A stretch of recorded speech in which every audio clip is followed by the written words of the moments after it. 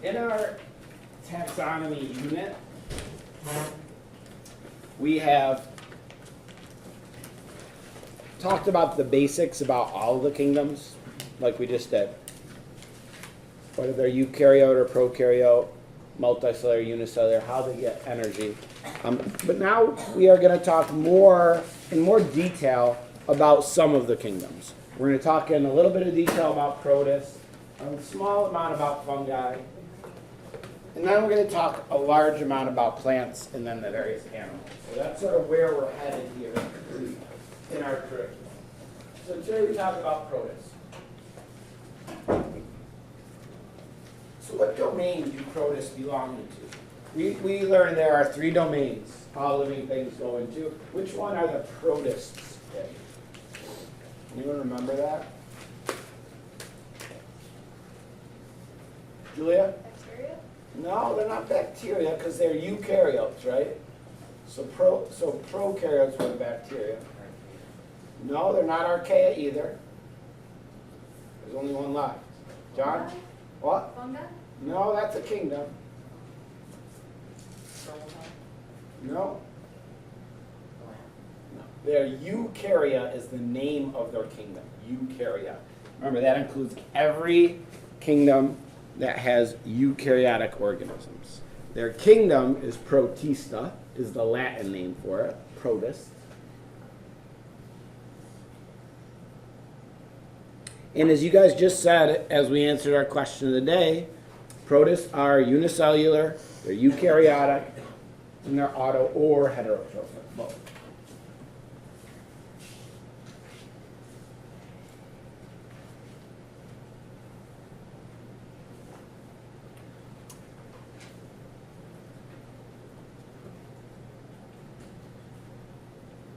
So where would we find protists? Well, basically, usually, meaning they live in the water. If you were to take a sample of water from a stream or a pond and look at it under the microscope, you'd see that there's probably many small microscopic living organisms that you can't see just by looking at the pond water with the naked eye, but you would see under the microscope. Many of those organisms would be protists. There are also some protists that are parasites. They live inside of other organisms.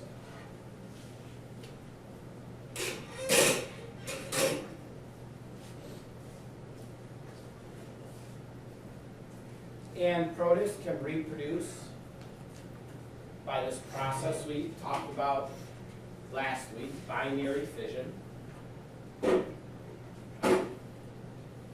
Remember what that means, binary fission?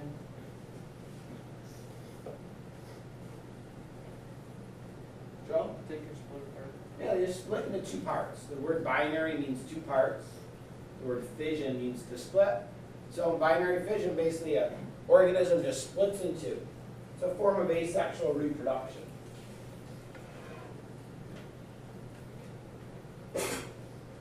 In an asexual reproduction, the offspring, only one parent is required to produce the offspring. And they're all identical. There's no variation introduced through this process.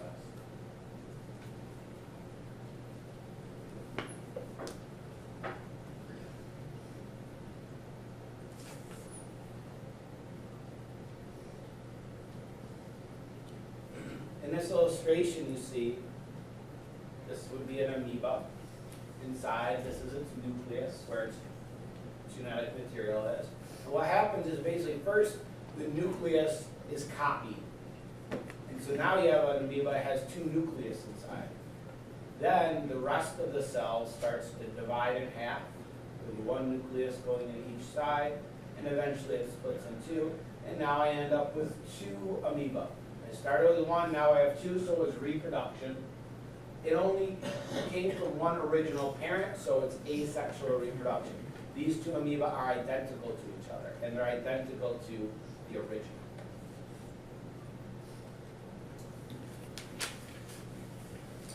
We're going to discuss 4 groups of protists. The ameboids, the ciliates, the flagellates, and the sporozoans. the protists are put into these categories based on their means of movement, on their what we call locomotion, how they move.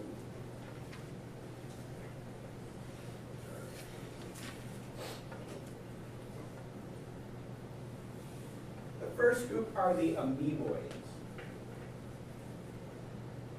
These are protists that move using pseudopods. Pseudo kind of means like fake, false. And this root P-O-D, like, you know the kind of doctor you would go to if you're having foot problems?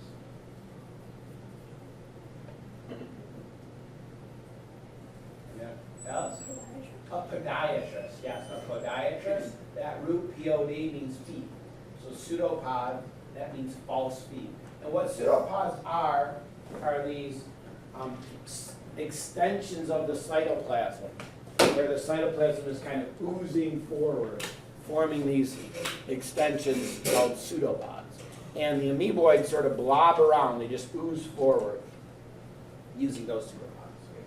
This is a cilia. Cilia have a structure, and the amoeba is the example we're going to look at. Ciliates have cilia, these tiny little hairs that are all along the outside of the protist. And they kind of act as little paddles, paddling the protist through the water. This one that we're going to look at is called paramecium.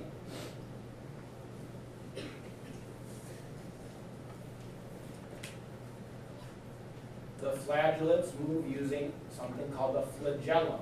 It's a whip-like tail that just sort of turns around, paddling the protist through the water.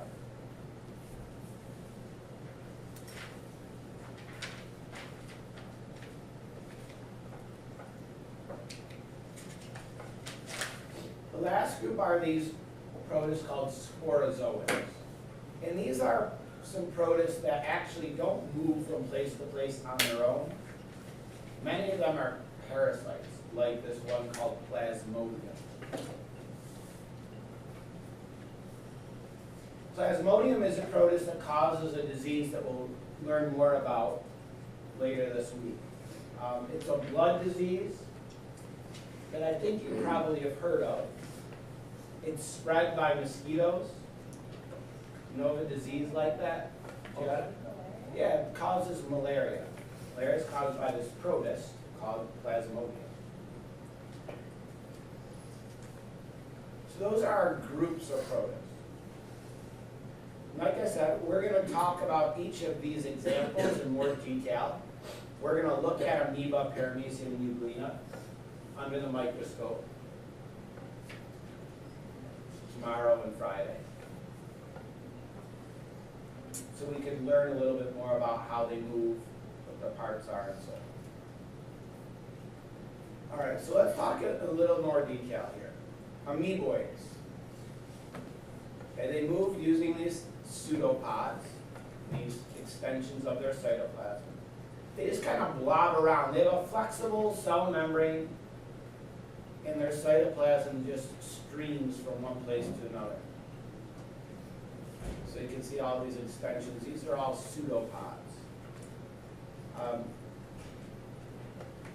They also use these pseudopods to engulf their food. I'll talk more about that in a second. If I show you this little video clip here, it just shows an amoeba under the microscope. And you can see the cytoplasm inside of it is kind of moving. And you can see its shape changes as it kind of oozes forward towards the top of the screen. So that's how these amoeba move around. Is that an electronics microscope? No, this is just a regular compound microscope. See how it's sort of oozing up? And so those pseudopods allow it to move from place to place. And they also help it to ingest food.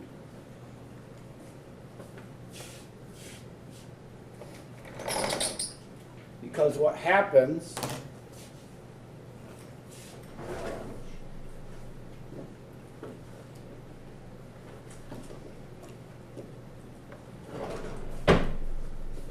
if you look at this amoeba,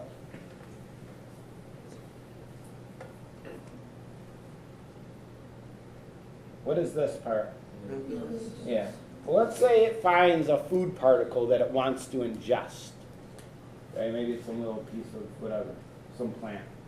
What happens is it sends these pseudopods oozing forward and just keeps extending them. Okay, and it moves them closer and closer. Eventually, they connect on the opposite side. Okay. And now where is this little piece of food? Inside of it? Yeah. Now it's actually inside of it. And this whole little bubble that has the piece of food inside, we then call that a food vacuole. And what's going to happen is enzymes are going to be put into this food vacuole to break down this food, and then the amoeba can absorb those nutrients. So it just kind of blobs around its food, and that's how it ingests it, gets it inside of it.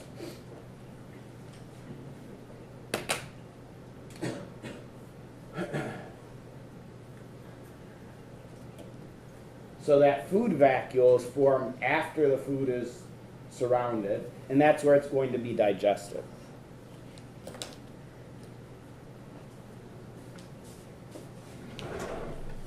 Now, where did I say these protists generally live?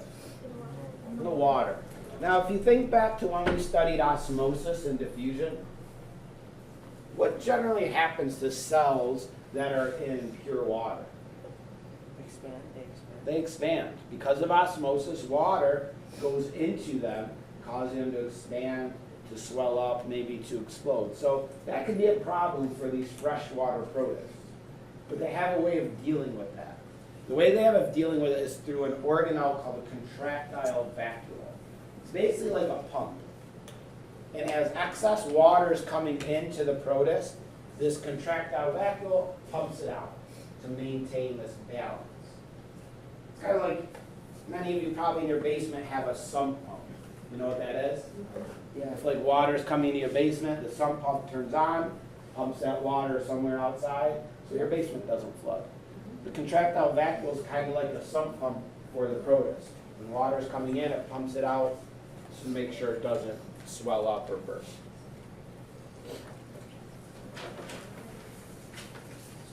The next type of protist is a ciliate. It moves by these tiny little hairs on the outside called cilia. And the one we're going to look at is a paramecium, it's called. These are paramecium, these three pictures and illustrations. You can see in this one all the little hairs on the outside, the cilia. It's kind of hard to see in this one, but you can see them in this electron microscope image. Those little cilia, they all move together in unison, paddling it through the water. Now, the paramecium always has this distinctive shape. Kind of looks like a footprint. Looks like a shoe print or something. That's because it has this shell around it that gives it that distinctive shape. This shell is called a pellicle. It's kind of a hard covering around the outside. It's not a flexible shape like the amoeba. It doesn't sort of ooze forward like the amoeba. Because it has this sort of shell around it, it can't engulf its food like the amoeba. Instead, it has this little indentation here. It's kind of like the mouth of the paramecium. This is how food gets into it. It's called the oral groove. And it has cilia that kind of guide food particles in. Okay, they go in through the oral groove. Then there's a little tube called the gullet, and it leads into a little vacuole at the end. That's the food vacuole. It's almost like a mouth, an esophagus, and a stomach. The oral groove is how food gets in, goes through this tube, leading to a food vacuole where the food will be broken down and absorbed. Paramecium also has a part that's used to remove waste. It's called the anal pore. And the amoeba waste can just diffuse out because it has a cell membrane on the outside. Because of this pellicle, there's a special structure needed to get waste out.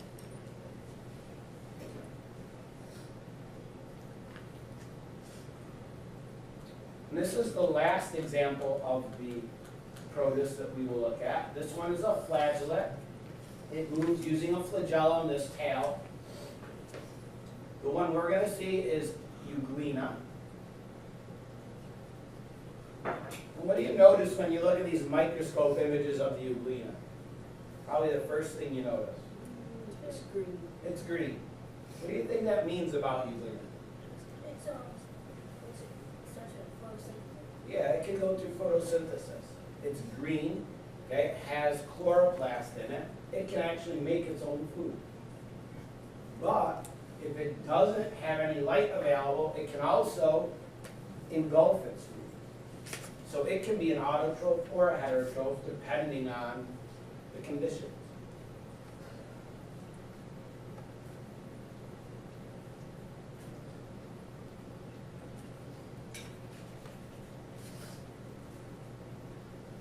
Has this flagellum for swimming through the water. In the drawing, these little ovals around the outside, those are the chloroplasts. They allow it to make its own food. But it also has this part called the eye spots, kind of like an orangish color here. The eye, it can't see, that's not like an eye, but it's just a part of the euglena that's sensitive to light, so the euglena basically knows which way to go, which way to swim, so it can get towards the light, so it can undergo photosynthesis.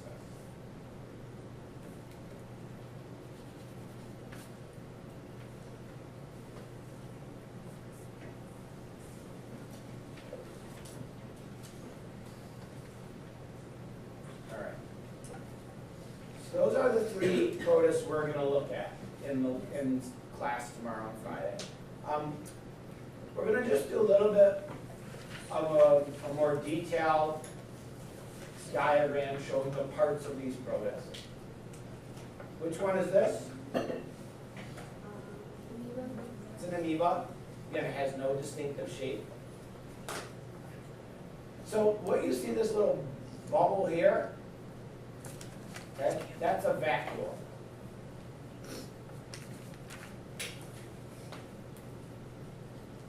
That's where food is digested.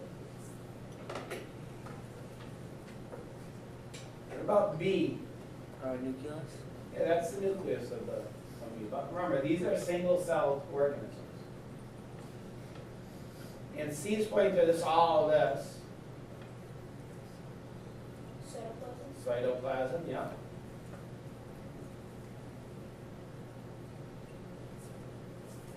This is pointing to these like extensions, where it's kind of moving forward. Means false feet, Alex? Pseudopods. And this would be an example of a contractile vacuole, one of those parts that is filling up with water, and it's going to pump that water out so that the amoeba can maintain its water balance. So the video just shows an amoeba moving. Again, you can see if you watch these pseudopods, you can see them slowly sort of moving, and this amoeba is headed up towards the top right of the screen. I mean, slow, doesn't move quickly, but you can see they certainly change shape as their cytoplasm sort of streams from one area to another. All right. John? You know what magnification was that? I'm not sure what magnification. That was probably like medium power. You're going to be able to see the amoeba are They're small and microscopic, but they're pretty big when you look at them in the microscope. Julia? Does it like have control over where it goes? Yeah, it controls where it goes. It, I think, is sensitive to where there might be food, so it can go try to engulf its food, even for just being a single-celled organism. All right, what's that? What is this one? Paramecium. Paramecium, the shoe-shaped one. Raise your hand and tell me, what does A show? John? So, Not quite. It's pointing to these little things on the outside. Jack? The hairs. Yeah, you remember the name for them? The hair-like projection. Hair-like projections, yes, but they had a name? So yeah. Cilia. Good. Let's do this out of order here. What is this indentation? The phone, so like when I get the It's like the mouth. What was it called? oral groove. I think it'd be a good name for a band. What? Oral groove. Oral groove. And then what is this tube? Alex? Gullet. Gullet. And what is the end in this? Vacuum. That's a food vacuole. Okay. Oral groove, gullet, food vacuole. This is how food gets into the paramecium.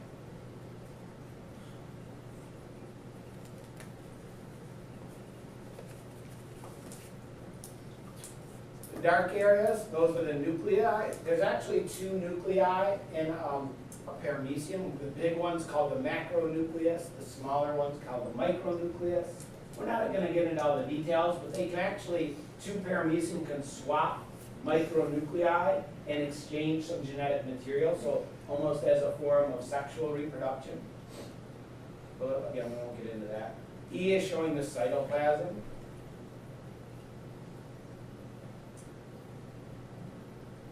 F is how waste gets out of the paramecium. That's the anal pore. And then this star-shaped part in the paramecium and the euglena, it looks like this. This is the contractile vacuole. These like arms of the star take the water into the middle part, and then it squeezes and pumps the water out.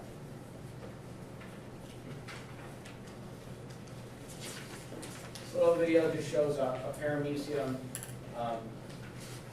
ingesting some yeast. You can see how they swim around.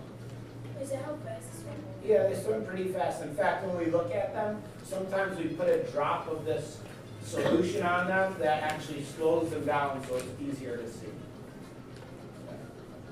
They kind of twirl as they swim.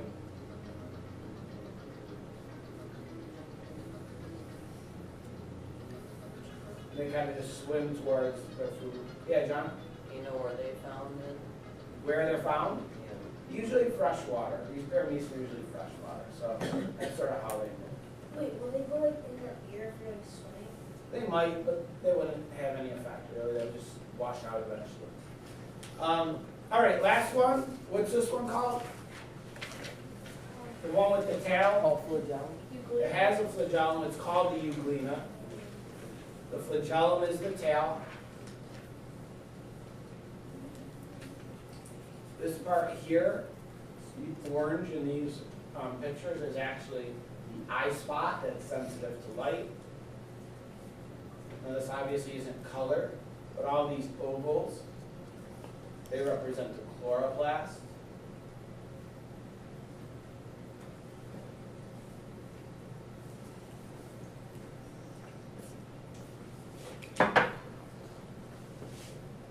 What do you think this is? Nucleus. And this? Contractile vacuole. That's the contractile vacuole that pumps water. Here you have some euglena. You can sort of see right here, you can see the flagellum moving if you look really closely. Sometimes hard to see in the microscope because it's such a thin part. But again, they look like kind of cucumbers or something swimming through the water. You can see the flagellum here, and this one. It kind of pulls them through the water.